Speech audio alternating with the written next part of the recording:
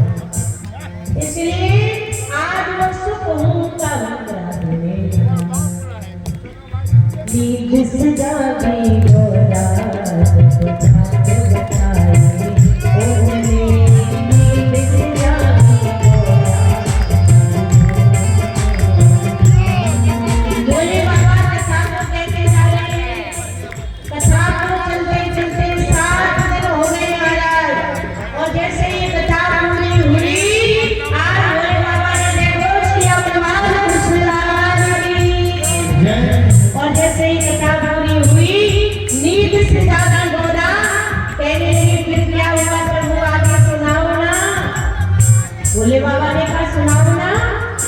बोले जब तुमने कथा को नहीं सुना तो किसने कथा को सुना है? आज जैसे इतना कहा वो सुख निकल करके बाहर आ गया। वो सुख निकल करके बाहर आ गया, हाथ जोड़ करके खड़ा हो गया। भोलेनाथ मैंने आपकी सुंदर कथा का सम्मान किया है। और जैसे ही सुना तो भोले बाबा क्रोध में आ गए। अरे दुष्ट तूने ब्रह्म विद्या की चोरी की है, तूने कथा को सुना है, ये बुरा नहीं लगा, लेकिन तूने छुप करके कथा को सुना है, तूने ब्रह्म विद्या की चोरी की है, आज मैं तुझे छोड़ूंगा नहीं। वो सुख आगे आगे दौड़ने लगा। भोले बाबा त्रिशूल लेकर के पीछे दौड़ते जा रहे। आज मैं तुझे छोड़ूंगा नहीं, तेरे प्राण का अंत कर दूंगा, तूने ब्रह्म विद्या की चोरी की है। और कहते हैं भैया उड़ते उड़ते तोता जो व्यास मुनि के आया, व्यास मुनि के आश्रम के समीप पहुंच गया। वहीं पर देवी पिंगुला बैठी हुई थी। और जैसे ही पिंगुला बैठी हुई थी, जोर की जमाई आई। आज उस सुख ने अपने स्थूल शरीर को वहीं त्याग दिया और सूक्ष्म रूप से मां भगवती के गर्भ में प्रवेश कर गया। देवी पिंगुला के गर्भ में प्रवेश कर गया। और जैसे ही प्रवेश किया, भोले बाबा दौड़ करके आज व्यास जी की कुटिया के समीप पहुंच गए। व्यास जी महाराज आपकी इस कुटिया में मेरा एक चोर घुस गया। जैसे का चोर घुस गया है तो व्यास जी महाराज हंसने लगे।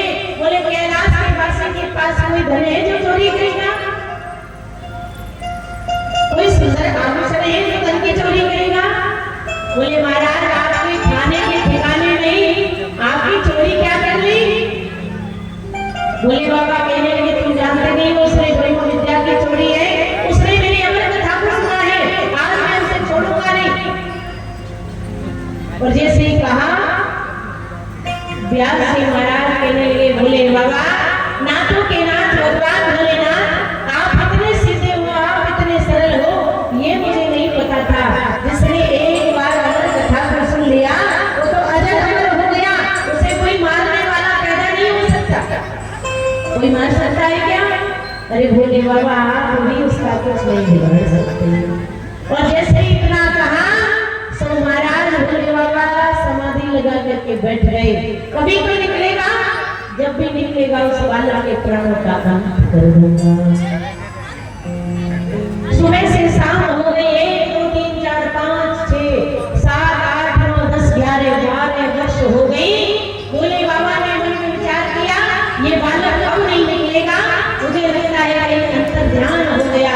इसलिए भोले बाबा पुनः वहां से जन्म हो जाते हुए कैलाश की ओर चले गए। 12 वर्ष हो गए भैया। देवी पिंगुला के गर्भ से मंत्रों का उच्चारण होने लगा।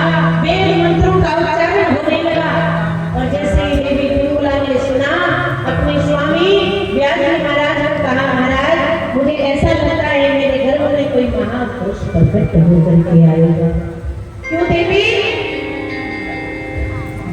माँ ने बताया मेरे गर्भ से मंत्र उच्चारण की ध्वनि निकलती है, क्योंकि एक माँ बच्चे की फीलिंग्स को बहुत अच्छे से समझती है।